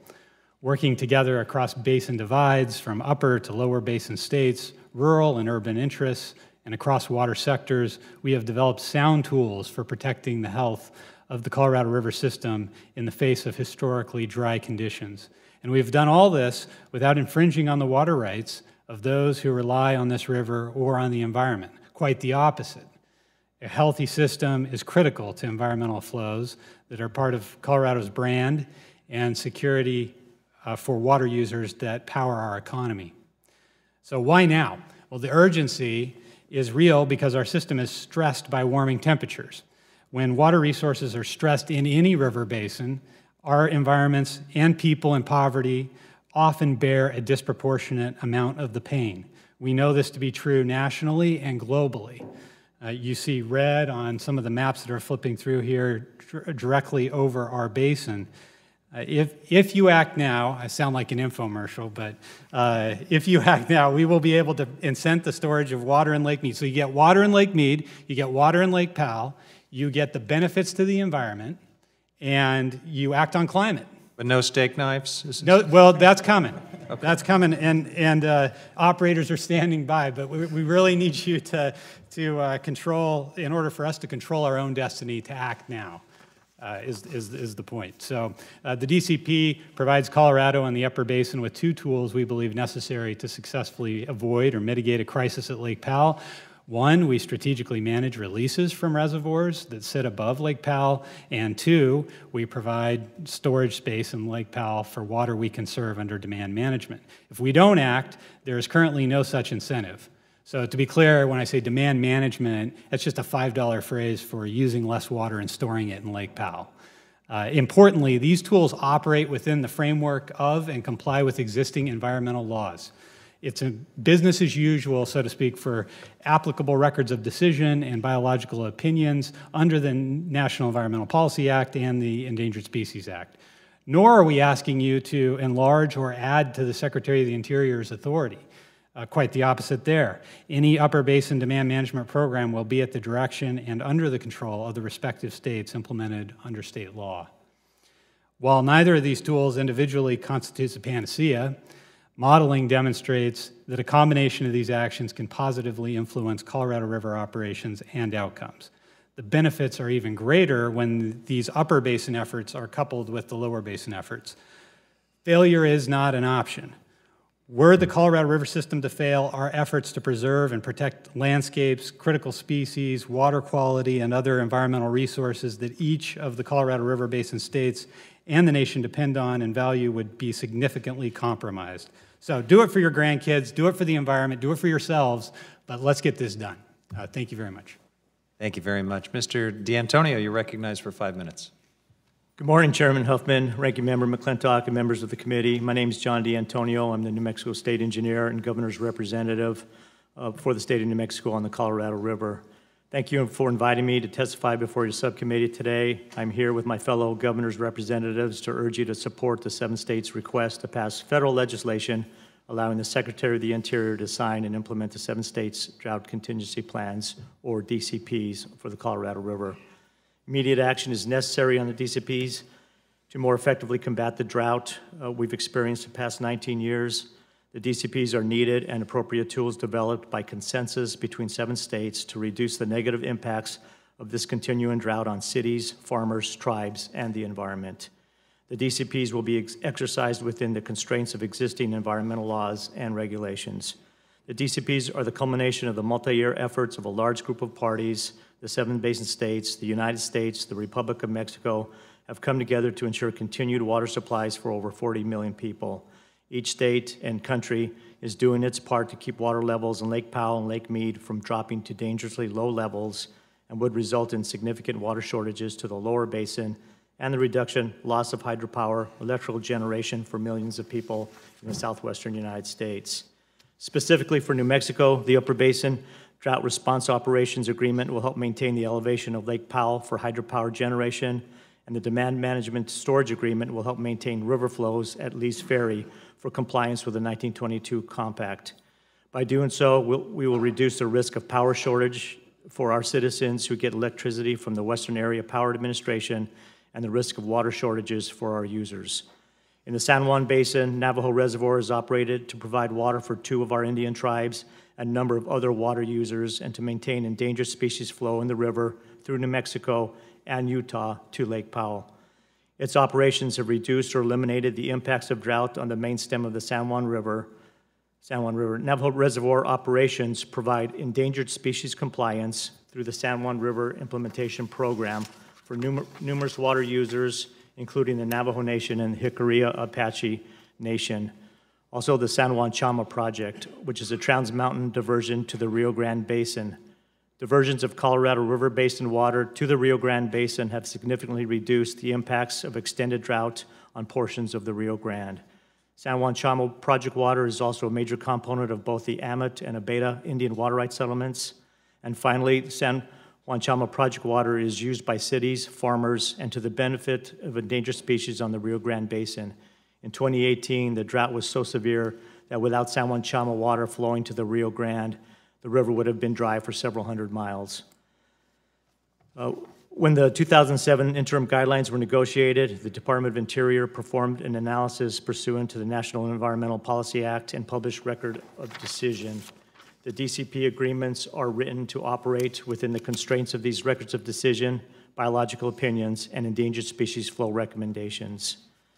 Navajo Reservoir, which is in New Mexico, is managed in part to maintain sufficient flow in the San Juan River to help endangered fish all the way to Lake Powell on the Utah-Arizona border. Those efforts have been going on for several decades and will continue as the DCPs are implemented. More specifically, if Navajo Reservoir water is determined to be available for release under either of the two Upper Basin DCP agreements, releases of the water will be coordinated with the San Juan Recovery Implementation Program in compliance with the applicable record of decision and flow recommendations. Between 2015 and 2018, the Upper Division states through the Upper Colorado River Commission ran a system conservation pilot program to determine the feasibility of voluntary compensated conservation in the Upper Basin. That program was a precursor to the demand management storage program that is proposed as part of the Upper Basin DCP. The Navajo Nation, through the Navajo agricultural products industry, participated in the Upper Basin System Conservation Pilot Program in 2017 and 2018 and was the single largest contributor to water savings in the Upper Basin during these 2 years. New Mexico is also engaged with the Jicarilla Apache Nation and the DCPs and several San Juan Chama contractors, the San Juan Water Commission, power generation companies, the Nature Conservancy, and all participants of the San Juan Recovery Implementation Program as part of our outreach and DCP efforts. New Mexico is confident that these and others will continue to be important partners as the DCP moves forward. The state's urging Congress to have legislation in place by April 22nd of this year. And I want to thank you for the opportunity to testify before you today, and I urge you to introduce and pass legislation to authorize the Secretary to sign and implement the DCPs without delay. Thank you. Thank you very much. The chair now recognizes Mr. Millis for 5 minutes. Thank you, and good morning, Chairman Huffman, Ranking Member McClintock, and members of the subcommittee. Thank you again for allowing me to speak. I'm Eric Millis. I am the Division Director for the Utah Division of Water Resources. I'm also Utah's Commissioner for the Colorado River. The Colorado River provides a significant amount of water to Utah, comprising 22% of the state's total water supply. This water is largely used by agriculture in the eastern part of the state, but it is also the principal supply for the Central Utah Project, which is a trans-basin diversion which conveys water to the Wasatch Front. That Wasatch Front area extends from roughly 70 miles north of Salt Lake City to roughly 70 miles south, and this is where most of the state's population resides. Central Utah Project water is used for municipal and industrial purposes in this rapidly growing population center. In the future, Utahns will rely on the Colorado River even more heavily as reserved water rights settlements with Native American tribes are implemented, industry and agriculture expand, and the state's rapid population growth likely continues. For 19 years, the Colorado River Basin and the state of Utah have been in a severe drought, one of the worst in the past 1,200 years. Although Lakes Powell and Mead appear to be operating as designed through this dry period, both are at uncomfortably low levels. The unknown is whether this drought will continue in the long term and thereby impact the river as a reliable source of water supply. So given the needs, which will only increase over time, protection of this water supply for Utah water users as well as for all water users in the basin is essential. The drought contingency plans that have recently been agreed to by the 7 Colorado River Basin states will offer protection to us all. The protection afforded to Utah and to the other Upper Division states by the drought contingency plans will enable these states to maintain compact compliance. This then protects the Upper Division states against involuntary curtailment of uses of Colorado River water. Involuntary curtailment is undesirable because it would require farmers, businesses, municipalities, tribes, and other water users to cut back or cut off their use of their Colorado River water. This would be financially devastating to these groups and to the communities in which they are located due to cuts in production or having to purchase expensive replacement water. The Upper Basin Drought Contingency Plan also is aimed at protecting hydroelectric power generation at Glen Canyon Dam. Millions of customers throughout the West would be impacted by a reduction in hydropower generation. Additionally, such a reduction would cause a loss of power revenues. These revenues are critically important for the operation, repair, and replacement of Colorado River storage project facilities. The revenues also fund a number of critical environmental programs, such as the Endangered Fish Recovery Programs and the Colorado River Salinity Control Program. So this year, we are looking forward to a closer to normal inflow into Lake Powell due to the excellent snowpack that we have received. This will help make up for some of the effects of the really bad last year that we had and make for a more somewhat comfortable situation with the reservoirs. It's hard to know, however, if this year will be just one more good year among so many bad ones. It is therefore wise to have a plan and implementable actions to help ensure that we can keep the system operating in a way that complies with the law of the river and protects water users and the environment. Utah wholeheartedly supports the drought contingency plans, the benefits they will bring, and the straightforward legislation needed to implement those plans. Given the critical need, the benefits that will occur, and the hardship that will be avoided, Utah asks Congress to pass the legislation required to make these drought contingency plans a reality. Thank you. Thank you. Last but not least, Mr. Terrell, you're recognized for 5 minutes.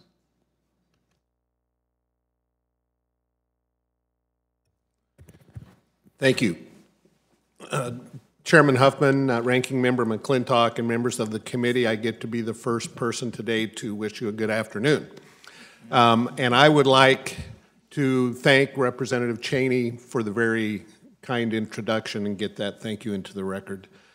My name is Pat Terrell, and I am the Wyoming State Engineer and the Wyoming Governor's representative on the Colorado River.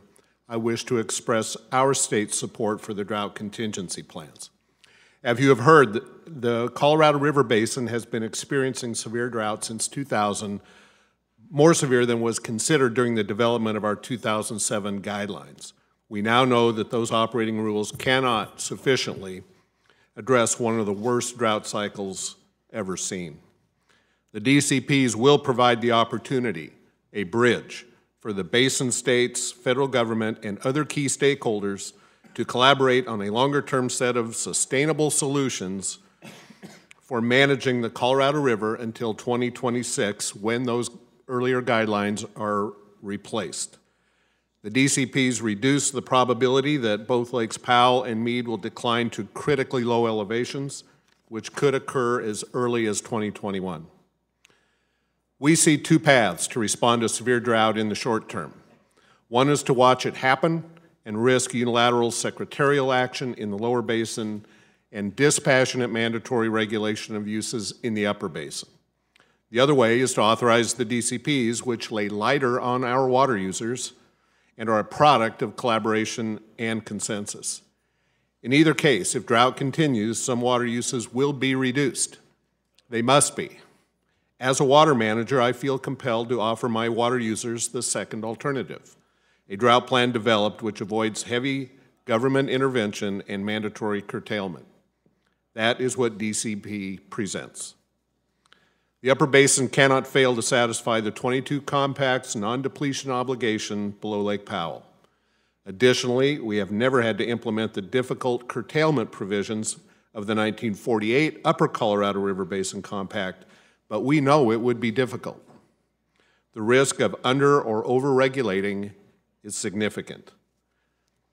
The first tool in our DCP in the Upper Basin is the drought response operations about which you've heard. This agreement establishes a process where we can move stored water above Lake Powell down to it to protect critical elevations. If Lake Powell reaches critical elevations, the ability to release water is jeopardized.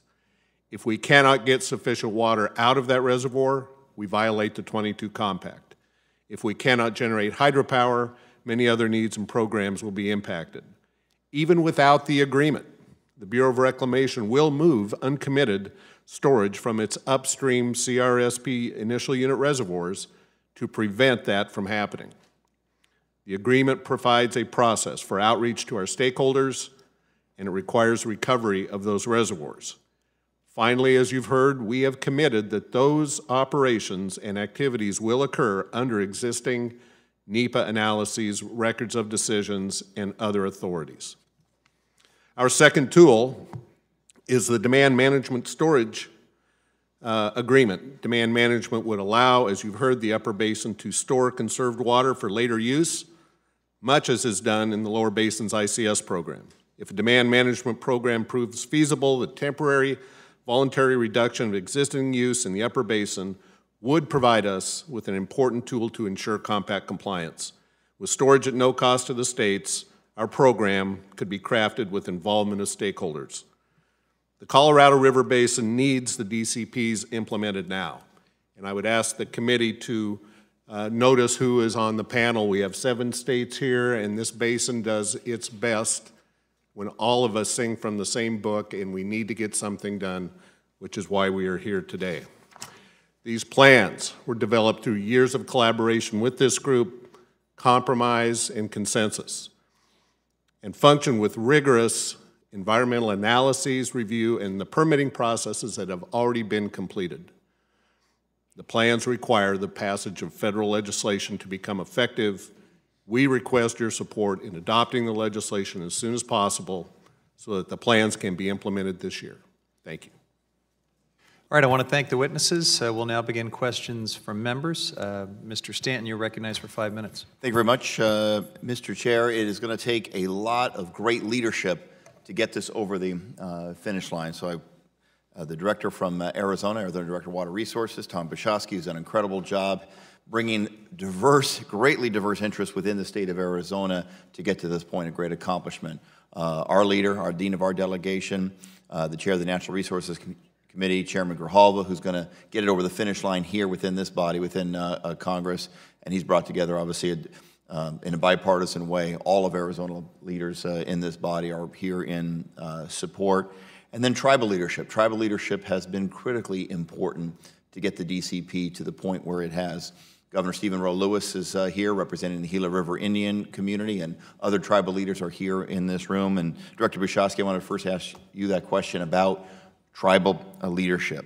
How are the tribes in Arizona impacted by DCP, and maybe describe the role that our tribal leadership has played in developing Arizona DCP implementation plan?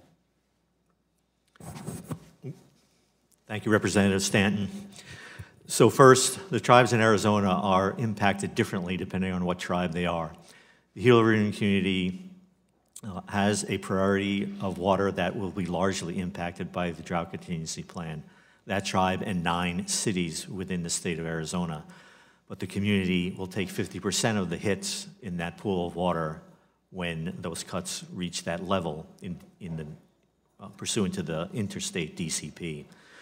So to help mitigate some of those impacts, we did create a steering committee in the state of Arizona with 35 or so members. The Tohono O'odham Nation, the Gila River community, and the Colorado Indian tribes were directly represented on that steering committee that put together the intra-Arizona plan. Again, that plan involved lots of sacrifice for folks, but it also involved some amount of mitigation for those who were being impacted. In terms of the other tribes in Arizona, when we put the steering committee together, the Bureau of Reclamation was one of the members, along with, I already mentioned in my statement, many of the members of the committee as well. But the Bureau of Reclamation worked with us to make sure they did outreach to the other tribes in Arizona and held regular meetings in and around the steering committee meetings to get their feedback, to bring that feedback forth to the steering committee. So we had a very robust process. All of our steering committee meetings were open to the public. They were very well attended, And I think we came up with a really good plan in Arizona to deal with the impacts of the drought contingency plan. I appreciate that very much, and I think all of us in Arizona owe another debt of gratitude to our tribal communities, our tribal leaders for willing to be such leaders in this effort and to be team players and to sacrifice for the greater good of the people of Arizona. Let's look, this is a short-term plan. It's a good plan, it's a solid plan, it deserves our support, but it's not intended to be a long-term plan, and we in Congress should be thinking long-term. So, Director Bukowski, the second question I have is, what's next? What do you see as the next challenge or set of challenges on the river, and how can we in Congress be helpful to tackling it together? So, Representative Stanton, so we do recognize that this is a bridge that will give us a safe haven as we move forward to renegotiate the 2007 guidelines, which expire at the end of 2026, as does the drought contingency plan. In our inter-Arizona discussions, we recognized that bridge. And in our plan within Arizona, in the last 3 years of the plan, the mitigation reduces from 75% to 50% to 0% in 2026. We did that to send a strong message that this is indeed a temporary plan, that we face a drier future, and that we need to address longer-term issues. And I think the venue to do that will be through the renegotiation of the 2007 guidelines. It remains to be seen what legislative package we might need out of Congress as a result of those negotiations. Thank you very much, Director. I should note, he may have kept it off his resume when he applied for the job with the governor's office or the director for the state, but he was the water planning director for the city of Phoenix before, and we trained him well. So it's great to see you've gone on to bigger things. Thank you for your leadership, and I yield back. The Phoenix water director has risen, is what you're saying. Sorry for that. Mr. Biggs, you're recognized for 5 minutes. Thank you, Mr. Chairman, and thank the ranking member for letting me be here. And it's good to see that the Arizona contingency is here. I mean, you could get a feel for how important this is by having so many Arizona congressional officials here today. I thank the Arizona Department of Water Resources Director Tom Bukowski. Thank you for being here, and all the leaders from 7 Colorado River Basin states for your leadership in this. This really is a states driven issue to resolve, and we're grateful for your leadership and your participation.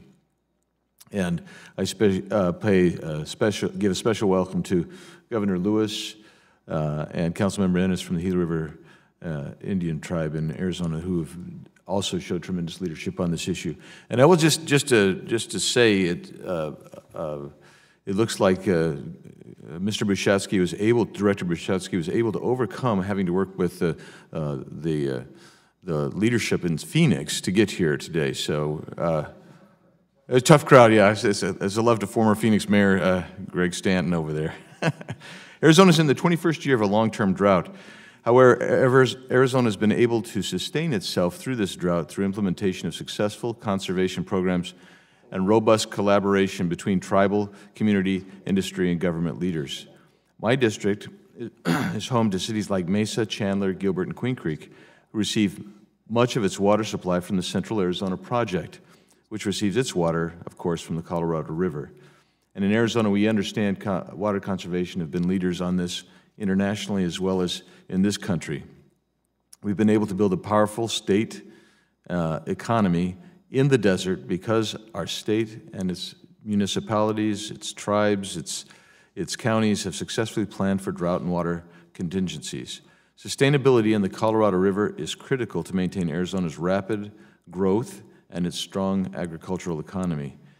This DCP will provide certainty to Arizonans as to what their water security will look like for future generations and indeed for the entire Colorado River Basin states. And I'm grateful, again, for your leadership. Director Bukowski, what are other outstanding regulatory issues or concerns that are pending regarding the drought contingency plan? So, Representative Biggs, in our internal Arizona plan, we're heavily reliant upon the ability to create more intentionally created surplus in Lake Mead. The Gila River Indian community will put 215,000 acre-feet of their water into the intentionally created surplus program. We need this legislation passed to incentivize them to do that so their water might not be stranded. In the agricultural sector within Central Arizona Project Service Area, they will be losing all of their Colorado River water in probably after the third year of the plan. They will go back to pumping groundwater, a right they received under the 1980 Groundwater Management Act and a right they maintained.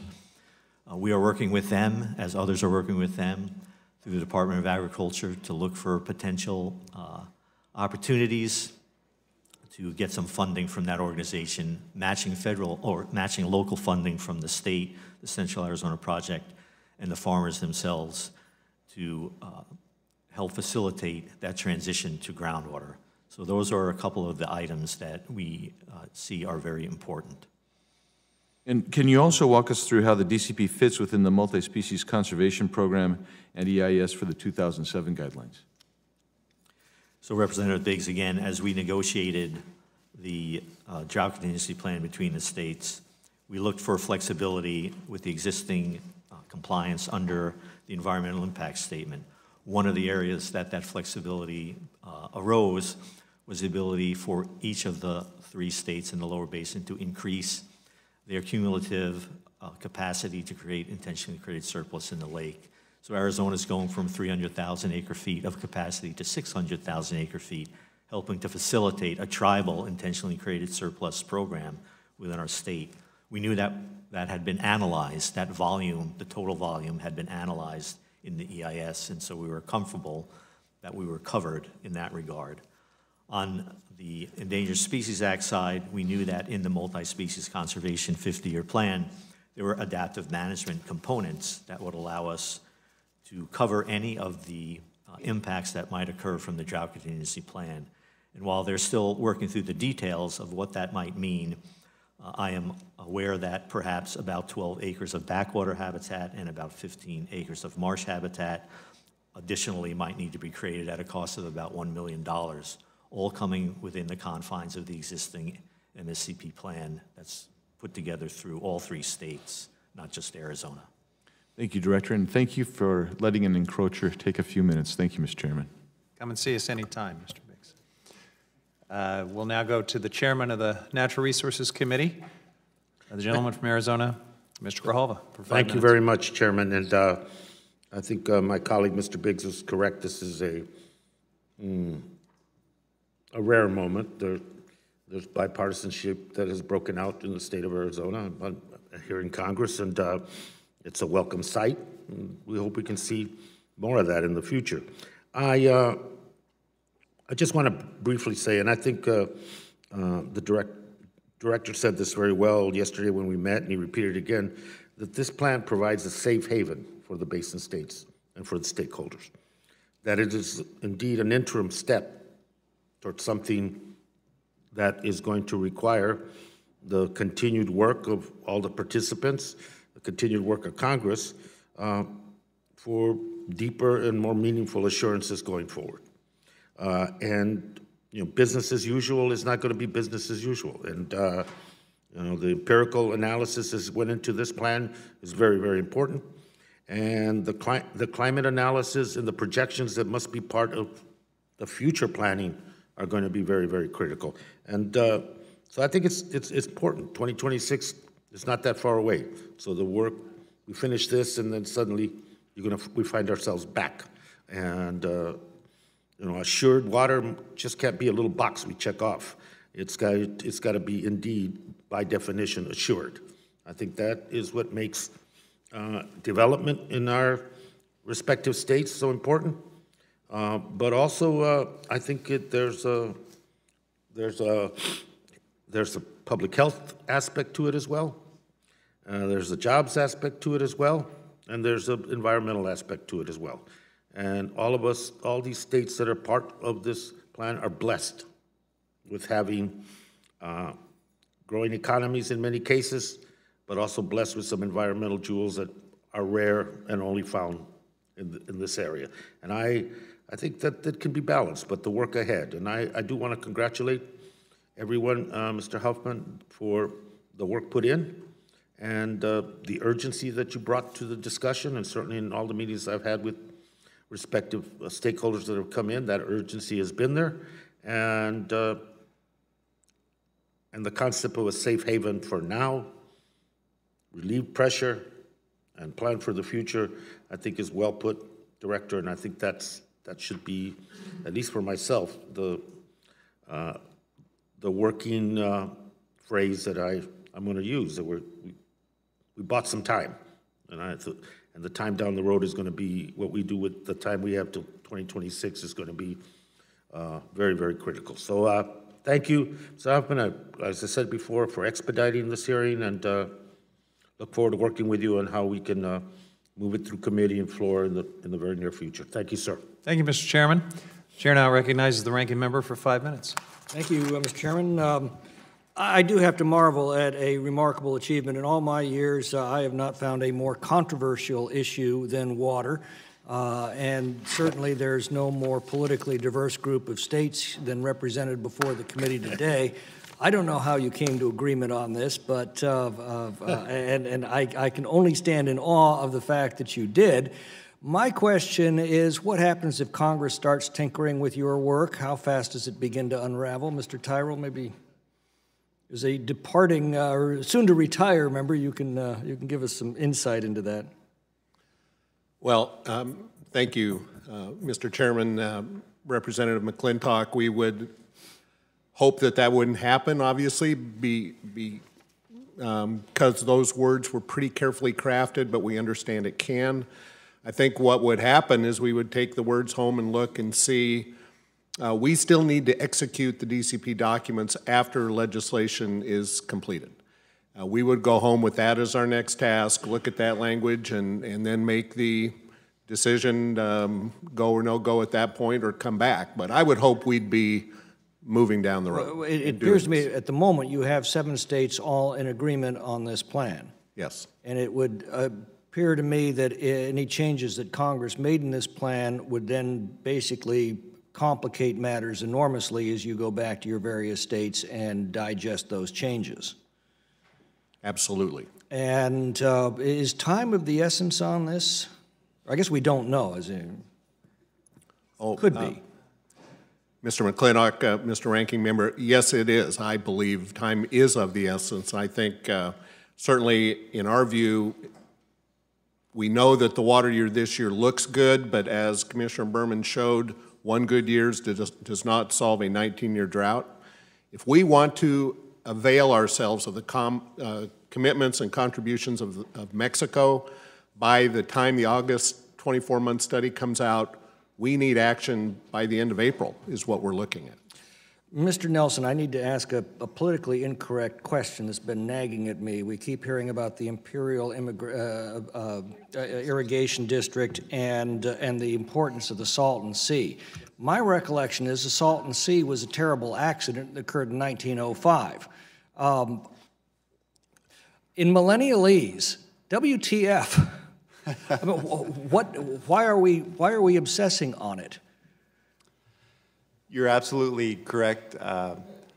McClintock, that the Salton Sea was created in 1905 when the California Development Company was working on a diversion of the Colorado River for irrigation purposes in the Southwest. That dam, their berm broke, and the water for 2 years poured into the Salton Sink, which is the basin that the agricultural drain water and flood waters of the Coachella and Imperial Valleys go to. Does it hold any significant economic or environmental importance? So when the fact it's just there? Yeah, so when you look by accident? So when you look at the long-term history, in other words, longer than 100 years, you find that the Colorado River actually drained into the Sea of Cortez, or when it was silted up by the Arizona sending over their sand to California, that it would berm up and the water would slow down, and the water would actually change course and move into the ancient Lake Cahuilla. And you can see those marks on the mountainsides in the Coachella Valley and just how high those lake levels were. So in other words, in ancient history, the Coachella Valley was a part of the Delta. And so this water feature is vitally important to the Pacific Flyway. It's important to the community in terms of the agricultural community has used it. Well, it was important in ancient times, and Yes, sir. it's become important because we accidentally recreated it in modern times. But in the grand scheme of things, I still don't understand its importance. But we can probably do another whole hearing on that. Okay. Yes, Mr. sir. Mills, one more quick question. Pulse flows out of Glen Canyon. There was a great deal of fuss about that a few years ago, doing those pulse flows, bypassing the turbines, losing the hydroelectricity. Are we still doing that? I believe you're talking about the high flow experiments that were, yes. Yes, those are occurring about annually, and they do, you know, there's benefit, there's interest in the science involved with that, and so those continue.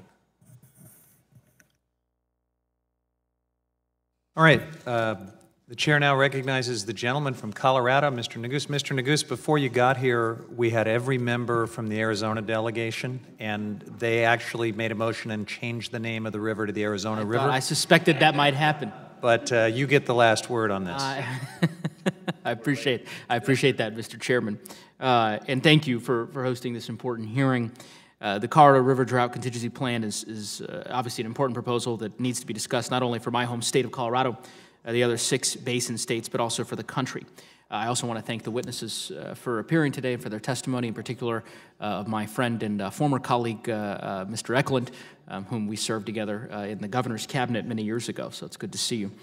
Drought is a problem that impacts every state and every district in the country, but is especially magnified in the western United States.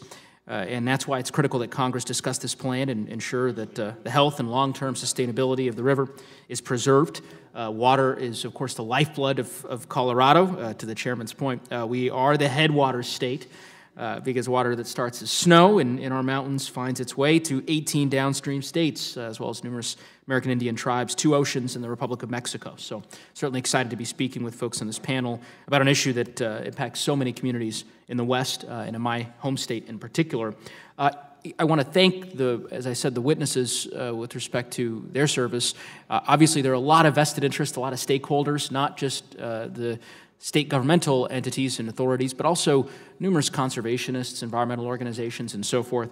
One organization in my district, Save the Colorado, led by Dr. Gary Walkner, has raised some questions regarding the drought contingency plan, and so I want to focus on a few that I think are worth meriting discussion here. The first is, and Mr. Eklund, or for any of the witnesses who care to comment, I am trying to understand, with respect to the drought contingency plan, what prior acts of Congress and potentially other permitting processes, right? So environmental impact statements, records of decision, does the drought contingency plan, or would the drought contingency plan supersede to the extent it were approved by the Congress? In particular, I think folks are interested to know whether or not it would impact the record of decision with respect to the Glen Canyon Dam Long-Term Experimental and Management Plan, EIS. Thank you, Congressman. So I can answer that pretty bluntly. It doesn't impact those, and importantly, the tools we're talking about in the DCP operate within the framework of and comply with existing environmental laws, including the records of decision and biological opinions that were formed under NEPA and the ESA. And then thank you, Mr. Eklund, for that clarification. Then the second question, as I understand it, the Bureau of Reclamation's 2012 Colorado River Basin study indicates that climate change could lead to a decrease of up to 7.4 million acre-feet of water per year flowing in the Colorado River. The drought contingency plan, obviously it attempts to offer some solutions with respect to this issue, but as I understand it, the plan estimates of about 1 million acre-feet in the lower basin, right? That's sort of what it would deliver, in addition to water that's essentially purchased right from farms and agricultural interests in the upper basin. I am curious about whether, if you can perhaps share more around the conversations and negotiations that happen between the respective states around whether there are potentially other comprehensive solutions that could address that delta, because it's a large delta, and I know it's something that we all, I suspect, collectively want to address, and would just welcome your answers, Mr. Eklund, as well as anyone else on the I'll field it first and then yield to the colleagues up here at the dais. But I believe that we started out on this journey to address the situation on the river as a result of the really catastrophic situation we saw in the period from 2002 to 2004 on the river. We asked the Bureau of Reclamation to model the two reservoirs, Powell and Mead, and tell us what would happen if the next 10-year period of record looked like the last 10-year period, and tell us what the results were. And what they told us was that there was a significant downturn that we would have to deal with, shortages in the lower basin, and of course, in the upper basin, the compromising of our bucket, if you will, the Lake Powell.